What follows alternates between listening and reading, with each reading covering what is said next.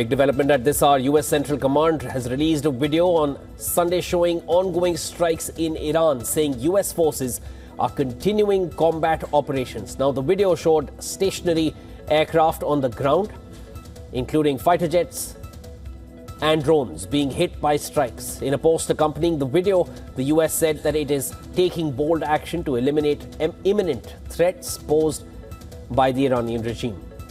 A day after the killing of Supreme Leader Ayatollah Ali Khamenei, which pitched the Middle East and the global economy into deepening uncertainty. The US and Israel pressed ahead with a military campaign that has sent shockwaves through sectors from shipping to air travel to oil. US officials have said to expect a multi-day campaign. Reuters has reported planning for a sustained operation that could last weeks. And even Donald Trump, the US president, has said he anticipates 4 weeks of conflict.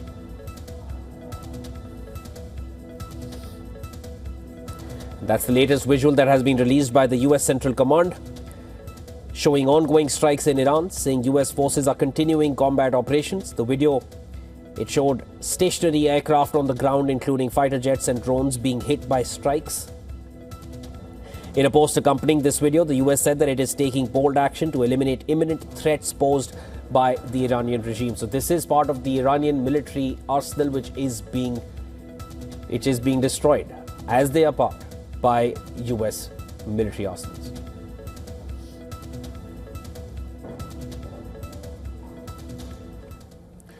All right, to discuss this further, this evolving situation as updates are coming in by the minute, I'm now being joined live by Adrian Calimel, fellow at Arabian Peninsula Institute, terrorism and Middle Eastern scholar, West Asia analyst, and author of the forthcoming book on Hezbollah. Adrian, always a pleasure speaking with you. Thanks so much for making time. Hezbollah, of course, you've researched this more than any of us. I want to come to you with that because this is the latest war front which has started in this already aggressively expanding war across the region, with Iran firing on all sides. I wanted to understand from you, with Hezbollah, is this an existential fight for Hezbollah at this point? Because if Iran, their main patron, if they are destroyed, if this regime is changed, then that can perhaps spell the end of Hezbollah as well. Yes, Shiva, great to see you again. Good morning to you and all your viewers. Yeah, it absolutely is an existential threat to Hezbollah, because the regime finances them to the tune of about $700 million a year. Now, they do make a lot of money from their other illicit activities, mainly narco trafficking, and some other businesses. But that's not enough to sustain them as an organization. And we can see that over 2 years, since October 8th, when they started firing, they've been degraded seriously. Their command control, their weapon stockpiles, even though they've tried to be replenished, their leadership is gone, their leadership structure. So the question for me was, like, do they try and carve out their fiefdom? But Hezbollah is one of those organizations that's completely tied to the hip to the Islamic Republic. So I expect them to open up that other front, as they have. But at the same time, I expect Israel to realize that now really the gloves are off and they can take care of Hezbollah. And the Lebanese government has come out condemning Hezbollah as well. They have had a significant issue with disarming them in the south, which was part of President WION's plan. Understood. Adrian, let me now come to what Donald Trump recently said. He said he's open to talks with the Iranians. Is there a rethink in strategy here? Because he's already mentioned that Americans need to prepare for casualties. You don't hear these kind of statements coming from a US president, leave alone Donald Trump. He's already mentioned it twice. Is there a rethink of strategy? Yeah, I think he said that there's an off-ramp, or there's several off-ramps for the regime, but I really don't see an off-ramp for this regime. If you look at just the targeted packages, what the U.S. did as far as hardware with command and control centers, IRGC joint headquarters, the aerospace division, which is satellites, that's communication, integrated air defense, and then you go to the whole naval side. And then you look at the Israeli part is the decapitation strike on a lot of their top leadership from Khamenei down to Shamkhani and some other individuals. There are still some individuals inside the regime, most notably Ali Laranjani, who kind of took over control, and a lot of people put the finger on him for the last massacre of 40,000 civilians. But I would say the objectives for the Americans and Israelis are going according to plan.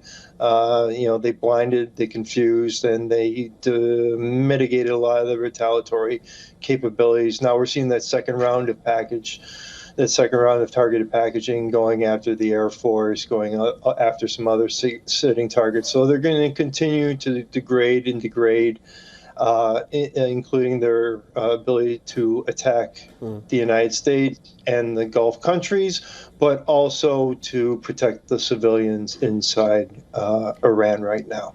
Adrian, the war objectives. Trump also mentioned that we will continue till the objectives are achieved. And he is preparing for about 4 weeks of war. There's no word on the nuclear program in Iran at this point. No news of facilities being dismantled, which were the major headlines in the 12-day war when US got involved. Here, the scenario seems to be very different, but nuclear program was always at the heart of the discrepancies between the two sides. What are these US objectives which will determine the end of the war for the US? That's a very great question. I'm going to be brutally honest. At this point, it's regime change. It's to give the Iranian people enough space to take back their country. The interesting and ironic part about this is that the Islamic Republic tried to put us in a nuclear box, the world in a nuclear box, and say, we're going to overlook your terrorism, your human rights abuses, everything else, and just reduce it to this really nasty thing, which is nuclear annihilation. And we're going to focus on that. And they thought they could get away with it. And what Trump did was kept on saying, oh, well, this is horrible, this is horrible, this is horrible. But the nuclear file, we're going to keep on throwing you back in that nuclear box. You can't reprocess, you can't enrich. Countries that do that produce a nuclear weapon. You would be the lone exception, and under his watch, that was not going to happen. Adrian, you mentioned regime change. Now, let me also bring in a part of the discourse which is doing the rounds among a lot of individuals who understand this region, who study this region. Is that possible without having boots on ground? Yes, it absolutely is. I'm not a person who in the past believed that you can win a war from the air. I will say that you have 90 million Iranians who are charged. You do have a population that is both highly educated, skilled, and against the government.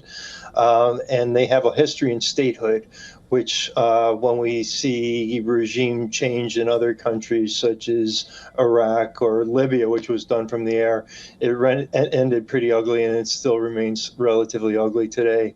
Iran's got a 2,500-year history, and the institutions to prove it.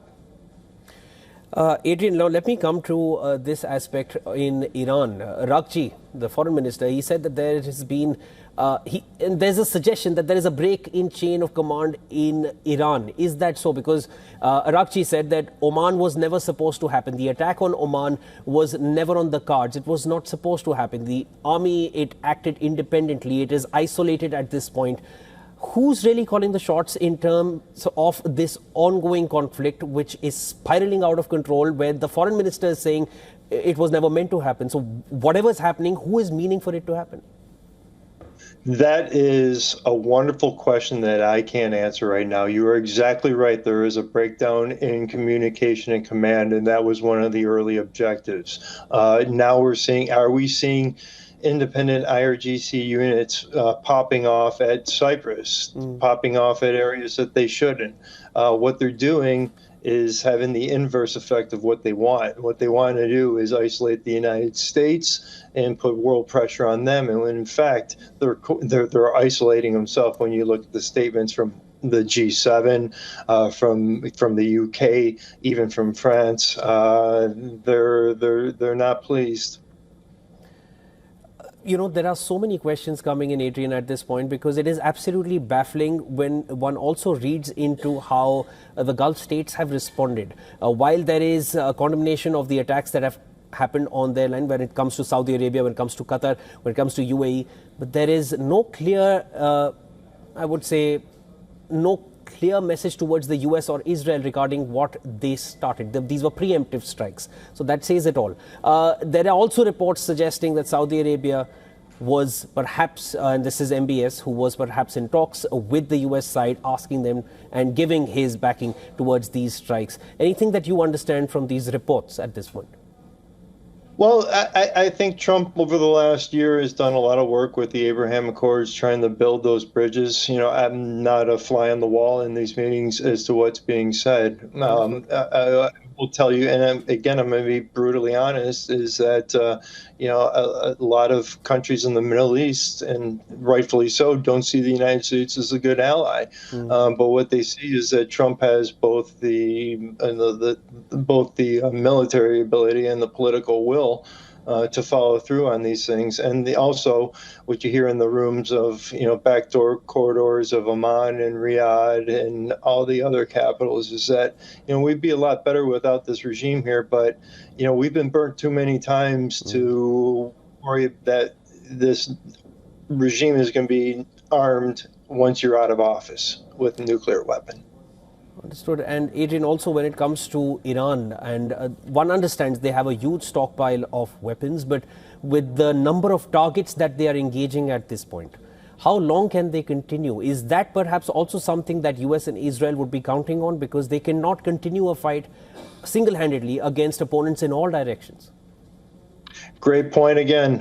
Yes, absolutely. They have a finite supply of ballistic missiles, even more of a finite supply of rocket fuel, even though China has kind of helped ship in the rocket fuel after the 12-day war. But finally, every time they launch one of these ballistic missiles, a lot of times these are going to come in from mobile ballistic missile launchers. And that reveals a bit of intelligence where we can say, all right, there's the bow shooting the arrow. Let's take out the bow. That's a lot harder to replace than the arrow that's being plucked out of the sky.